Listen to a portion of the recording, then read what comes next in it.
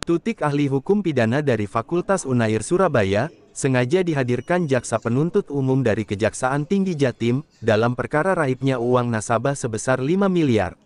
Di perkara tersebut, 4 pegawai Bank Prima Master Surabaya ditetapkan sebagai terdakwa guna diadili di Pengadilan Negeri Surabaya. Adapun keterangan ahli, terkait standar operasional atau SOP, dipaparkan ahli, bahwa tiap-tiap bank ada SOP. Dan SOP ini, bagian dari perundang-undangan. Ahli berpendapat, SOP adalah sesuatu petunjuk pelaksanaan agar sesuai keinginan. Masih menurut ahli, perintah atasan tidak boleh kemudian melanggar SOP. Bila perintah atasan bertentangan dengan SOP maka syaratnya, pelaksana tidak melaksanakan perintah karena melanggar SOP. Ahli membeberkan, yang membuat SOP itu juga tunduk pada SOP itu sendiri. Artinya, bila pemerintah tidak boleh bertentangan dengan SOP. Sebetulnya, SOP dalam Undang-Undang Perbankan masuk di pasal 49 ayat 1 maupun ayat 2. Jadi SOP bagian dari peraturan perundang-undangan lain yang berlaku buat bank, beber ahli. Saat disinggung perbedaan kejahatan perbankan dan maladministrasi, ahli dalam keterangan sampaikan, kejahatan perbankan yakni, perbuatan-perbuatan yang dilarang di asas pidana sedang maladministrasi sebetulnya, tidak ditemuinya aturan-aturan yang bersifat mengatur. Sehingga, tidak mengandung sanksi pidana. Jadi yang membedakan kejahatan perbankan dan maladministrasi terlihat dari unsur-unsur yang dirumuskan dan sanksinya. Dalam struktur keikutsertaan ahli sebut, dalam kejahatan yang terlibat tidak hanya satu orang. Simak videonya hingga tuntas. Dari Pengadilan Negeri Surabaya, jurnalis Basudewa TV melaporkan.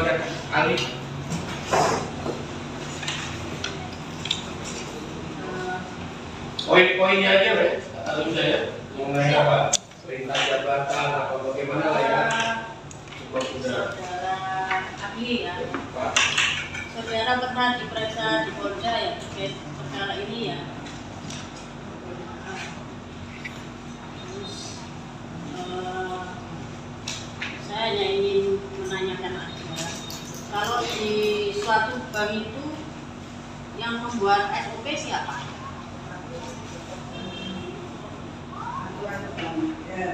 SOP itu sebenarnya kan acuan Ya, ahli pidana deh. Ahli pidana deh. Tapi ini kan Ya. berkaitan. Ya, lanjut. Kalau di suatu bank itu yang membuat SOP siapa menurut pendapat ahli?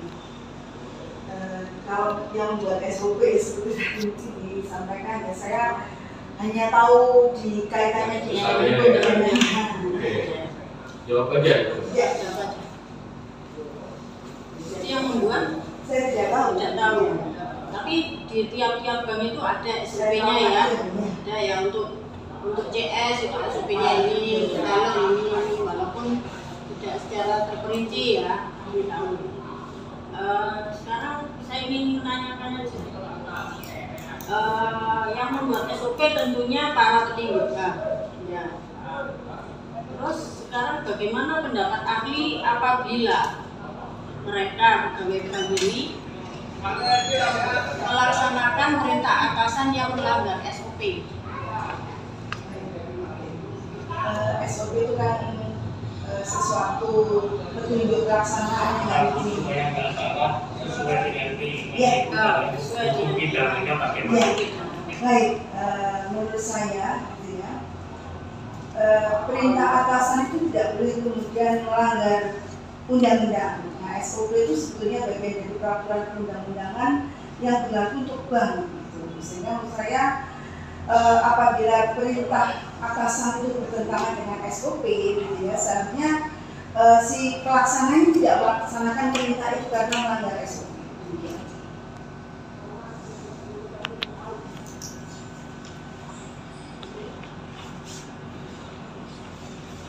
Jadi walaupun itu perintah atasan, kalau itu melanggar SOP sebaiknya tidak dilaksanakan karena dari SOP itu sendiri kan tentu bermuara pada undang-undang perbankan. Seperti itu intinya ya.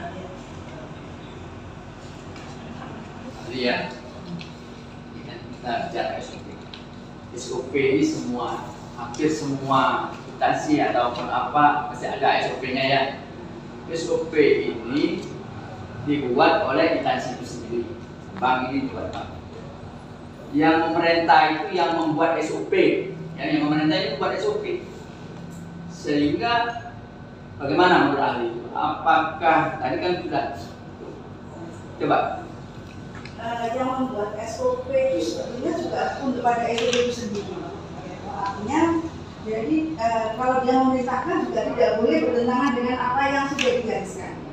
Ya seperti halnya contoh, kalau undang-undang korupsi ini anggota dewan itu kan membuat undang-undang korupsi, bukan berarti dia tidak terikat undang-undang itu. Dia harus tunduk dan patuh. Demikian juga para petinggi bank ya, meskipun dia yang membuat SOP dia harus tunduk dan patuh pada SOP-nya, tidak boleh kemudian dia melakukan hal-hal yang bertentangan dengan SOP itu. Tentu saja demikian. Sepengetahuan saksi ini dalam ilmu pidananya, SOP ini ngacunya kemana undang-undang? Sebetulnya di dalam undang-undang perbankan itu masuk ke pasal 49 ayat 1 maupun 2. Jadi artinya SOP itu sebetulnya bagian dari peraturan perundang-undangan lain yang berlaku buat bank. Sehingga tetap saja cantolannya ya undang-undang yang lebih tinggi karena sanksi pidananya kan ada di dalam undang-undang. Ya, SOP tidak mengatur sanksi. SOP-nya yang mengatur pelaksanaan. Iya. Go. Silakan. Terima kasih. Saudara ahli sekalian. Dalam perbuatan-perbuatan operasional di dalam perbankan, kita mengenal ada kejahatan perbankan dan maladministratif. Ada dua, garis batasnya itu jelas, yang disebut kejahatan perbankan, yang disebut maladministratif.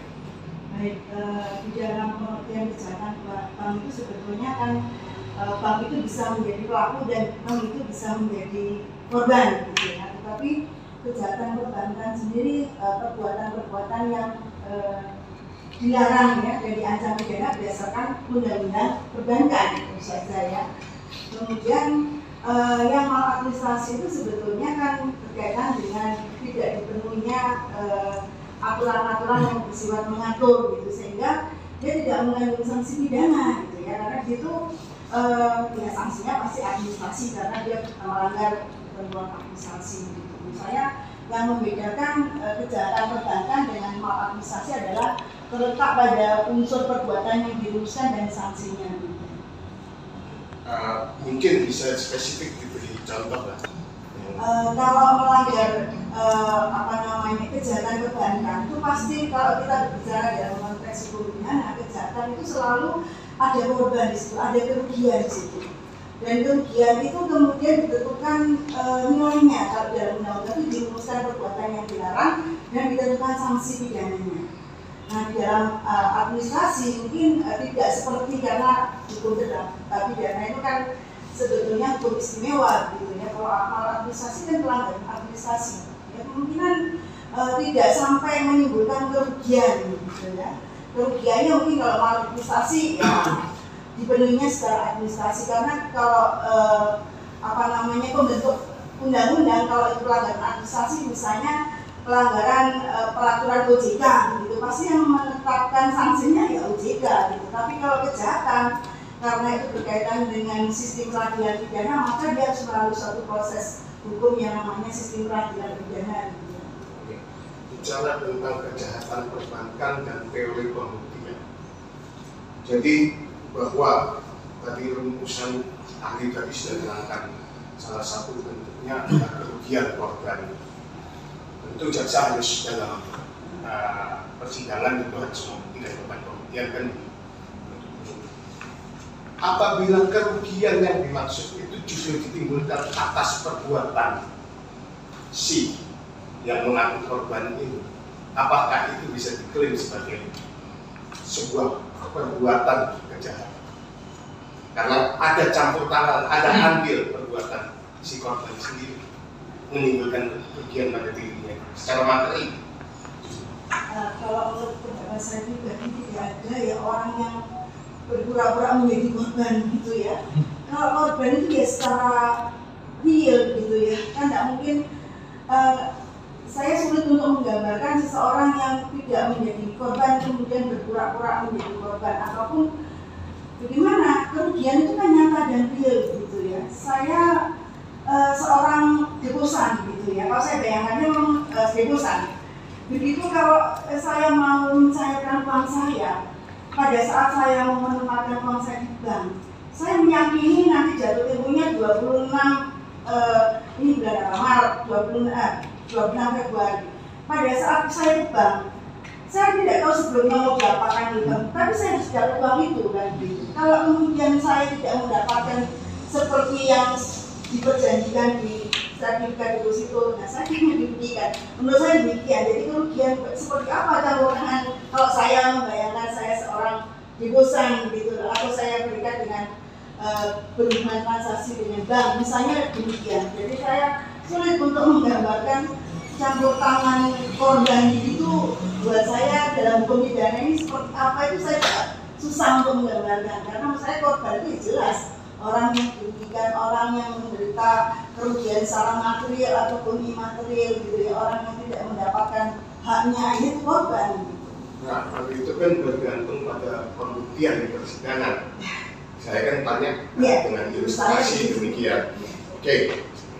Itu sebenarnya nggak terjawab, tapi saya mau berlulusan pasal 55 dari penyertaan. Jadi di situ kita kenal ada pleger, John Plegen, sama Meter Plegen. Tapi di keseluruhan rumusan 5 pasal penyertaan ini ada yang disebut offset, yang disebut kesengajaan. Ya. Saya mau Ali jelasin sedikit deh, John Plegen itu apa? Ya, baik.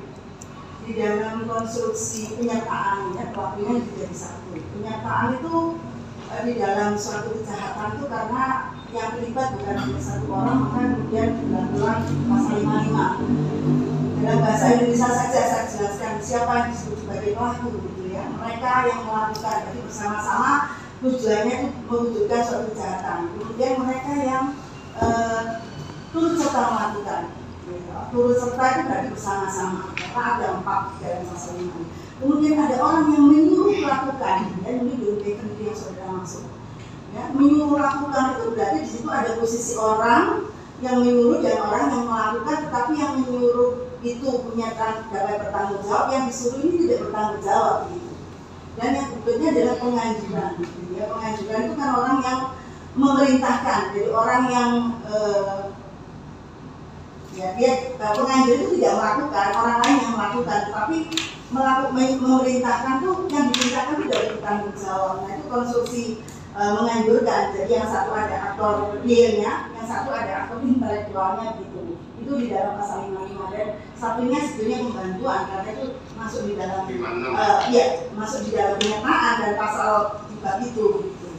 Jadi menurut saya dikaitkan dengan konstruksi penyertaan, ya untuk suatu tujuan tertentu itu kemudian mereka tidak bisa sendiri itu mewujudkan suatu kejahatan itu ya dapat terwujud itu karena kontribusi masing-masing peserta itu ya. Misalnya di dalam suatu hubungan kolegial ya, di dalam suatu kejahatan perbankan khususnya itu tidak mungkin seseorang saja yang bisa melakukan karena dia berproses begitu ya, dari sini kemudian sampai kemudian terwujudnya suatu kejahatan itu ya. Menurut saya ya satu orang apakah bisa mewujudkan, tidak, karena bank ini kan cukup rigid artinya ketat sekali aturannya. Jadi tidak bisa seorang itu kemudian bisa melakukannya sendiri kecuali ya dong dalam hal tertentu itu, karena misalnya kalau seseorang yang saya misalnya mendepositokan, saya kasih ke customer service, saya mendaftarkan, kemudian saya mendapatkan, mereka kan berproses itu sampai kemudian saya bisa mendapatkan sertifikat itu misalnya. Menurut saya karena hubungan seperti itu tidak mungkin satu orang saja bisa mewujudkan itu terjadinya, sehingga memerlukan peran serta dari beberapa pelaku itu. Menurut saya demikian. Justru saya bertanya khusus John Plegen karena di rumusan John Plegen ada seseorang yang tidak dapat dimintai pertanggungjawaban karena dia hanya disuruh. Itu yang saya ingin mendapat penjelasan. Menurut saya deal breaker itu harus dimaknai dalam suatu situasi tertentu, ya, karena orang yang diperintahkan itu kemudian kalau dia hanya diperalat gitu ya, kalau dia hanya alat semata, pasti dia kemudian seperti saya menyuruh anak yang belum umur 7 tahun atau umur 8 tahun melakukan sesuatu yang melanggar hukum, atau menyuruh orang gila saja melakukan. Nah, di dalam suatu industri bank misalnya, dalam suatu institusi bank, saya pikir mereka yang bekerja di situ kan rata-rata orang yang punya kemampuan gitu ya, bisa berhitung, ya tahu mampu, pokoknya orang yang tidak semua orang gitu, sehingga pastinya gitu ya, dia sudah tahu apa yang dilakukan itu benar atau tidak. Jadi menurut saya nggak mungkin kalau dia kemudian SOP-nya itu dia semua harus konfirmasi kok dia melakukan sendiri, kan dia harusnya kan patut ya, kalau bahasa hukum pidana itu kan patut menduga gitu, kok ini kok aneh gitu ya, apakah tidak salah gitu. Saya ini kan pengalamannya nggak begitu SOP-nya, kok saya disuruh kok harus, itu kan saya pikir mereka ini kan bukan orang yang lulusan SMP gitu ya. Saya pikir di undang-undang, kenapa? Karena bank ini sebetulnya adalah industri percayaan. Saya pikir orang yang itu pasti punya kemampuan, mampu bertanggung jawab, tidak sekedar sebagai alat. Buat saya akan sangat sulit untuk menempatkan dia sebagai alat gitu loh, karena konstruksi delik di dalam pasal-pasal perbankan, deliknya formil gitu ya, nggak perlu kemudian akibat timbul kemudian terpidana. Orang-orang yang di situ tuh nggak bisa dikatakan dia hanya alat gitu loh. Alat itu kan orang yang nggak tahu menahu, tahu sini dan semua itu harus gitu.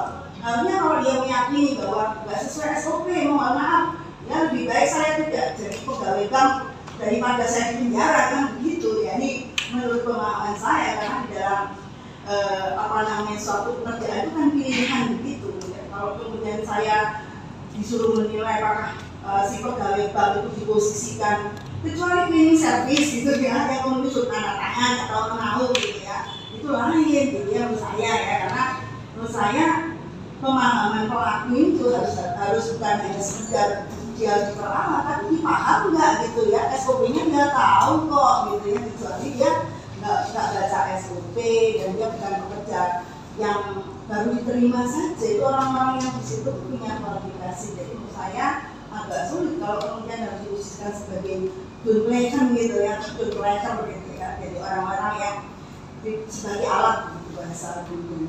Padahal di dalam beberapa literasi saya membacakan bahwa teori dunplekan itu juga berkaitan dengan yang namanya kesengajaan dan kehendak, apa yang disebut offset.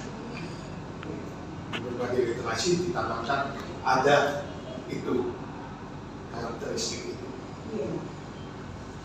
Iya, tapi kan agak sulit kalau kemudian diposisikan seorang pegawai bank, dia tahu SOP, kemudian dia tidak mempunyai mensreanya, itu tidak bisa dibayangkan sama sekali dia dalam kesesatan. Dia tahu SOP-nya tidak begitu gitu loh ya. Orang seperti itu ya, dia kesengajaan itu kan terbentuk dari pengetahuan dan kehendak gitu. Dia punya pengetahuan, dia menghendaki, sudah sengaja gitu bahasa pidana itu. Saya mau sengaja itu unsurnya, dia punya pengetahuan bahwa kalau orang yang mau mengklaim deposito dia harus menunjukkan bukti depositonya dan kemudian diproses, kemudian uangnya cair. Menurut saya begitu ya. Kalau kemudian ternyata uang saya nggak dicairkan, kemudian saya cuma diberi janji-janji, nah saya kan gimana, ini kan uang saya, ini uang itu kan uang saya, ngapain saya nggak dikasih gitu. Ada persoalan ini. Kalau saya membayangkan bahwa yang kemudian sengaja itu kemudian kesesatan ya memang, tapi cuma untuk menunjukkan kesesatan itu kan harus dilihat background pendidikannya, harus dilihat cara kemudian dia menjadi pegawai. Itu kan bukan SMA kemudian dapat jadi pegawai bank di posisi seperti itu. Menurut saya tidak gitu ya. Pegawai bank itu pekerjaan tidak semua orang bisa menjadi pegawai bank, sehingga itu dalam pengetahuan saya itu ya agak sulit kalau dia hanya diposisikan sebagai alat. Alat itu orang yang tidak mempunyai mensrea, tidak punya kesengajaan betul yang saudara sampaikan.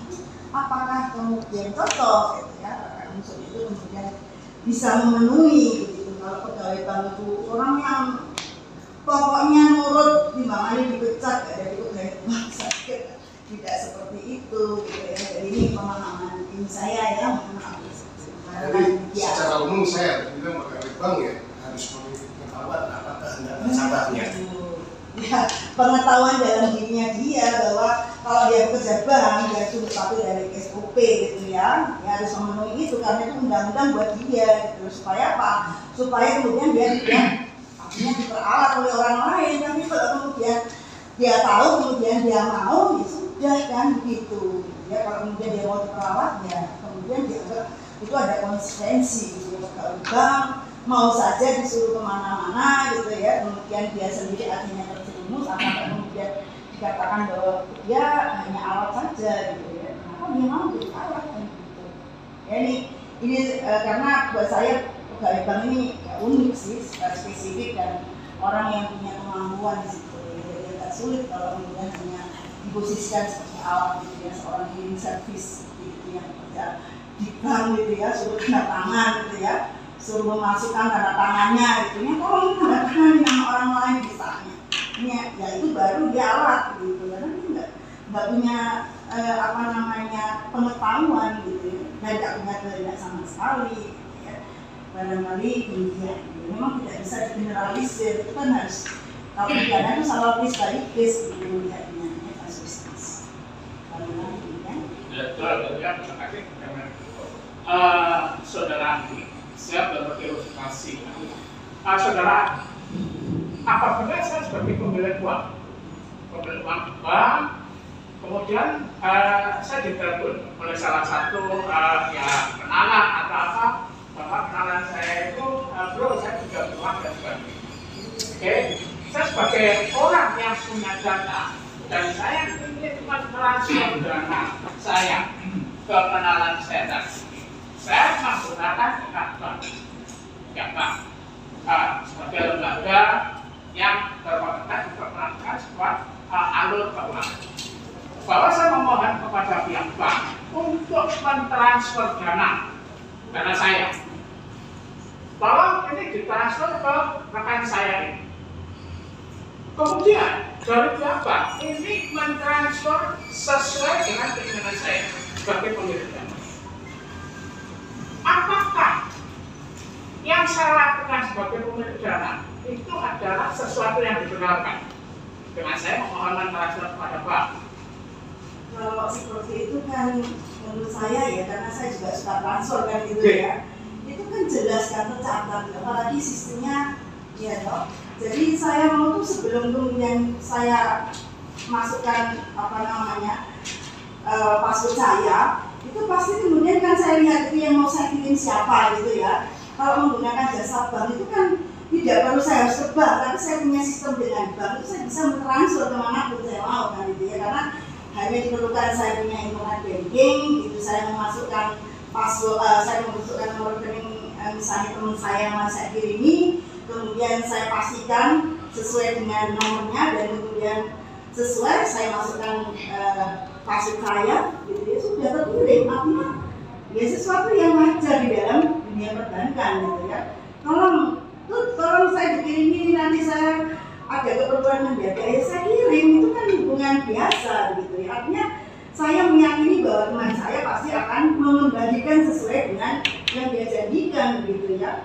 Kemudian saya percaya bahwa dia sanggup gitu, sehingga buat saya ya hubungan pertemanan itu kemudian menimbulkan kepercayaan dan saya mengirimkan dan teman saya betul-betul mengembalikan itu ya tidak ada masalah kan gitu dalam hubungan transfer gitu. Saudara kebetulan bahwa saya sebagai pihak yang tidak mempunyai banking sehingga saya harus transfer sama yang saya gunakan seperti itu. Artinya apa yang saya transportasikan secara hukum boleh karena saya harus mencatat dengan menggunakan jasa bank. Setiap kali kalau mentransfer memang kan menggunakan jasa bank dan saya harus mengambil sebuah form yang harus diisi mau diserahkan kemana itu dan ya. sesuai dan Pak dijalankan sesuai dengan perintah Tentu saja. sebagai pemilik. Iya. Tapi akhirnya teman saya yang meminjam saya uang, Iya. ternyata mereka tidak mengembalikan dana ke saya. Padahal saya sudah memperintahkan bank, belum tolong dikasih uang saya transfer sebesar ini. Ternyata teman saya ini tidak mengembalikan uang saya yang sudah saya serahkan melalui pihak perbankan. Apakah dalam konteks yang seperti ini, pihak perbankan bisa dipersyaratkan? Karena itu perintah saya. Tidak, karena bank ini kan lembaga intermediar ya, dia hanya menyalurkan antara permintaan seseorang untuk memindahkan uangnya, kebetulan uangnya ada di bank situ. Menurut saya ya wajar-wajar aja. Kemudian persoalan yang muncul bahwa saya mempunyai kontrak dengan dia itu kan persoalan yang lain. Tapi kan bank sudah menjalankan perintah saya, itu ya memang fungsinya bank itu demikian. Menurut saya tidak ada masalah. Gitu ya. Jadi bukan persoalan gitu ya. Jadi bank kemudian saya ada uang di bank Mandiri dan saya mau berkirim uang kepada keluarga saya ya, atau teman saya yang berhutang karena saya meyakini dia membutuhkan dan dia itu dapat saya percaya untuk mengembalikan, ya sudah selesai gitu. Nah kan pekerjaannya begitu dia menyetorkan memindahkan uang saya ya selesai gitu ya. Jadi tidak ada persoalan dengan bank. Jadi persoalan saya dengan teman saya pada teman saya nggak bayar kan. Akhirnya bahwa saya dan teman saya menjadi permasalahan di dalam perintah hukum. Apakah unsurnya? Karena itu kelelahan dari saya sendiri. Saya sudah ngomong pada teman saya, tapi ternyata teman saya tidak mengembalikan karena kan dipakai sebagai syarat. Apakah saya juga bisa disebut secara aturan hukum bahwa itu memenuhi syarat kerugian? Kalau saya itu kan begitu pindah uang kan perjanjiannya berbeda. Bank itu kan memang fungsinya itu kan transfer uang karena uang saya ada di situ, itu saja sebetulnya.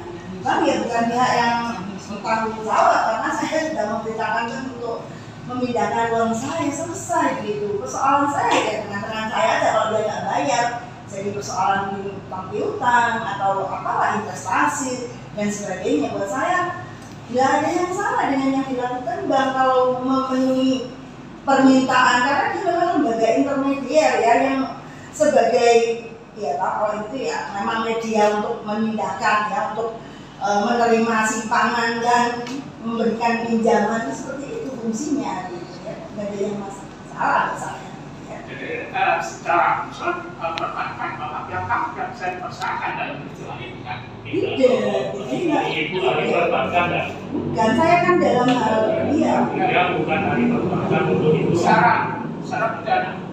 Pidana ya tidak ada, nggak ada yang dirugikan kok gitu kan. Pidana selalu bermuara kepada korban gitu. Korban itu adalah pihak yang dirugikan gitu. Kalau tidak dirugikan ngapain juga menuntut kan gitu. Saya tambahkan saudara Aki tadi sudah sempat menyebut mensreah. Sebetulnya bisa dijelaskan mensreah itu seperti apa? Mensreah itu ya biasanya gandengannya sama aktus reus begitu ya. Mensreah itu unsur sikap batin yang tercela seperti itu kalau dibahasakannya. Atau mungkin ada yang menyamakan dengan unsur kesengajaan, dia punya mensreah gitu ya. Mensreah itu kan kesengajaan yang terbentuk ya. Jadi orang melakukan kejahatan itu tidak hanya terbentuk dari niat saja. Niat itu kalau tidak diwujudkan tidak akan kelihatan gitu. Jadi niat itu kemudian ada suatu permulaan pelaksanaan dan ada pelaksanaan. Nah pada saat niat itu kapan niat jahat itu sebetulnya bisa terjadi gitu ya. Bisa terjadi di awal, bisa terjadi di tengah gitu ya. Tidak selalu orang niat jahat itu pada awalnya itu niatnya jahat gitu ya. Kadang-kala misalnya contoh. Orang yang mau menipu tuh kalau ditanya asalnya dia nipu atau enggak gitu. Enggak, sebetulnya tadinya niatnya baik terus kok emang dia disauri itu nggak usah tak bayar. Niatnya itu kemudian termuncul biarin dia sudah kaya aja tak bayar gitu ya. Akhirnya jadi mensreah itu awalnya saya ini sungguh membutuhkan uang itu sehingga saya perlu untuk peminjam gitu ya. Sehingga saya menjanjikan kepada orang yang saya nanti ya 1 bulan lagi ini saya dapat arisan gitu ya, saya ganti nanti dengan uang saya butuh saya gitu ya. Ternyata begitu saya dapat arisan, saya kembalikan gitu ya. kok emang orangnya sudah kaya aja nggak perlu uang, nggak kembalikan kan? Padahal saya menjanjikan untuk mengembalikan uang itu. Artinya terbentuknya itu dia sudah kalau dikatakan apakah mensreanya terbentuk pada waktu dia meminjam uang, tidak, dia itu memang sungguh bantu pada saat itu dan dia berterima kasih setelah itu dan kemudian mikir-mikir kok emang ya mau dikembalikan, dia sudah kaya misalnya. Contohnya itu kan simbol penipuan itu kan tidak pada waktu dia berpikir mau ngakali orang kan gitu ya. Kemudian pada waktu dia mau mengembalikan, kok emang ya kalau kata saya lah enak misalnya, apalagi nggak diperkarakan misalnya ya sudah. Jadi akhirnya kalau ditagih terus semuanya akhirnya kesal dilaporkan polisi penipuan misalnya demikian. Jadi unsur mensrea itu sebetulnya niat jahat itu kemudian karena terbentuk dari itu tadi pengetahuan dan kehendak tadi, ya. Orang yang mengetahui tidak selalu menghendaki, tetapi kalau orang menghendaki mesti dia mengetahui seperti itu.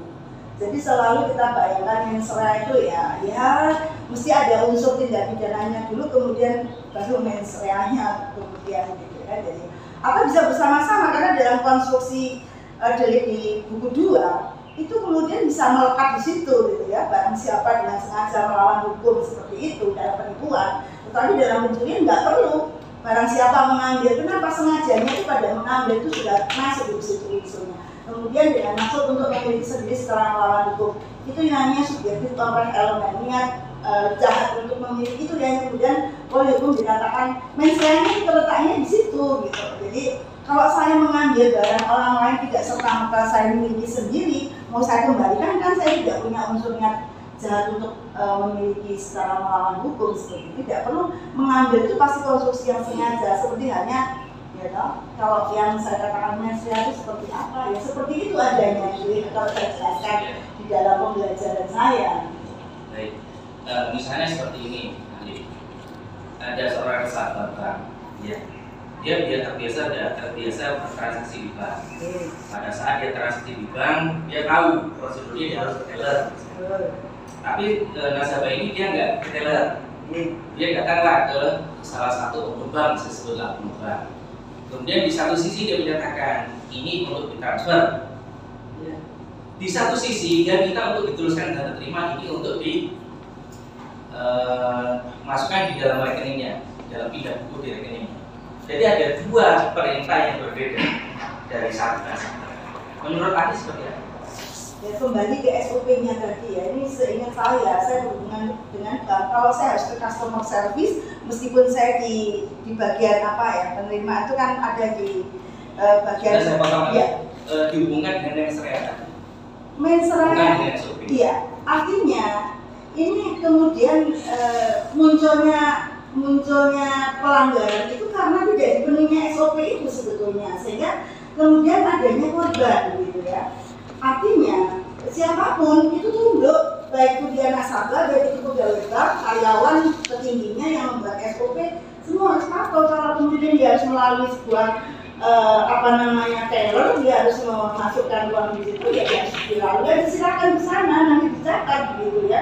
Kalau enggak berarti mereka bersekongkol, jadinya nanti kerugiannya siapa gitu ya, siapa yang mau dituduh. Saya tidak tahu bahwa seingat saya seperti itu, kalau kemudian ada sebuah kemudahan yang seperti itu kemudian berimbas pada kerugian, tetap saja korban ini orang yang tidak mendapatkan haknya dan gitu ya. Dia menyimpan uang, dia mengambil uang sendiri sulit gitu ya. Sementara dia tahu uangnya misalnya di bank, kok dikasih gitu loh. Ada persoalan apa gitu ya.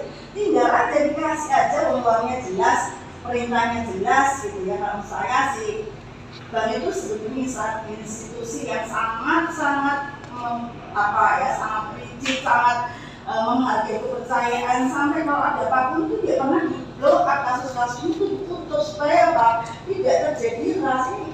Saya pikir demikian, ini harus saya lihat dalam perspektif ini. Jadi artinya di dalam kasus yang tadi saya sampaikan ada peran dari si nasabah dalam melakukan pelanggaran SOP seperti itu. Sepanjang ya, peran ini kan sebetulnya sepanjang dia tidak dirugikan ya baik gitu ya. Kalau itu kemudian peran ini kemudian sama-sama diuntungkan dan nggak mau mengembalikan akhirnya juga gitu ya. Jadi peran ini kan sebetulnya ya saya tidak tahu uang itu kemudian digunakan oleh orang yang mencatat ataukah itu kemudian masuk ke dalam sistemnya bank, itu kan kalau masuk dalam sistemnya bank itu tinggal aja dikembalikan. Kalau orang salah transfer itu atau ya bank itu kan punya sistem gitu ya. Kadang-kadang pindah sebentar, saya pernah tiba-tiba ada uang, kemudian belum sampai besok sudah pindah lagi, ya mungkin salah transfer gitu ya, gampang saja gitu ya.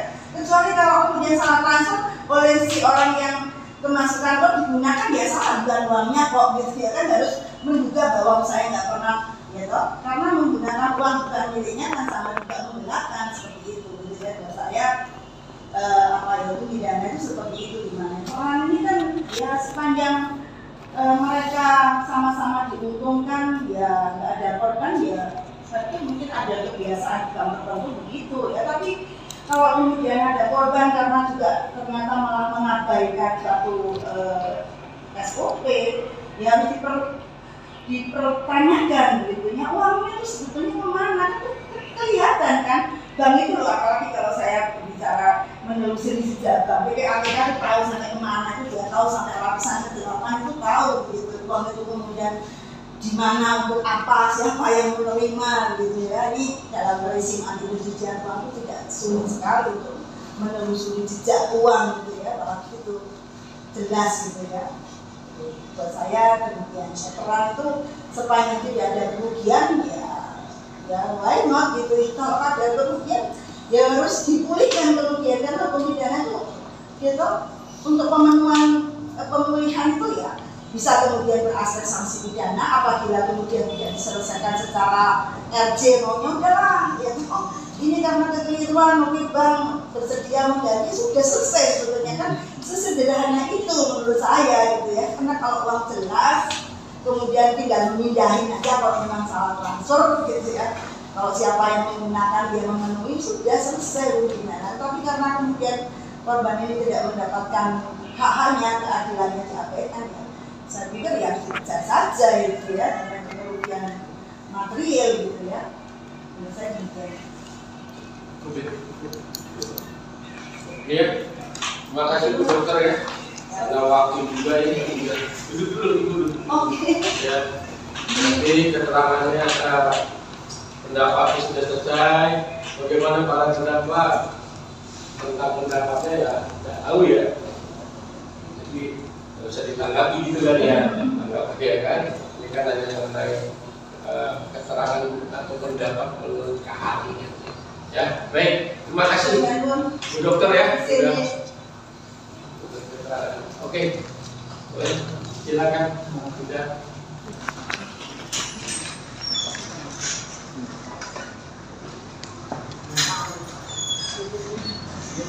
Silakan.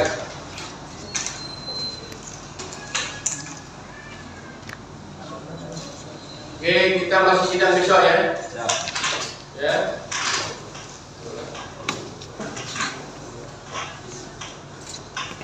Ya. Jam 9 bisa ya besok ya? Kan bisa. Ada cat kan? Sudah siap. Ada cat ya? Kamu Oh, tidak. Berarti oke, baik, berarti nanti pemeriksaan para terdakwa bisa jam 9 pagi. Ya, 9 pagi ya, tepat ya semuanya ya. Untuk pemeriksaan begitu ya para terdakwa yang kembali tahanan kota ya. Jadi bisa tidak ada alasan lagi tidak terlambat ya.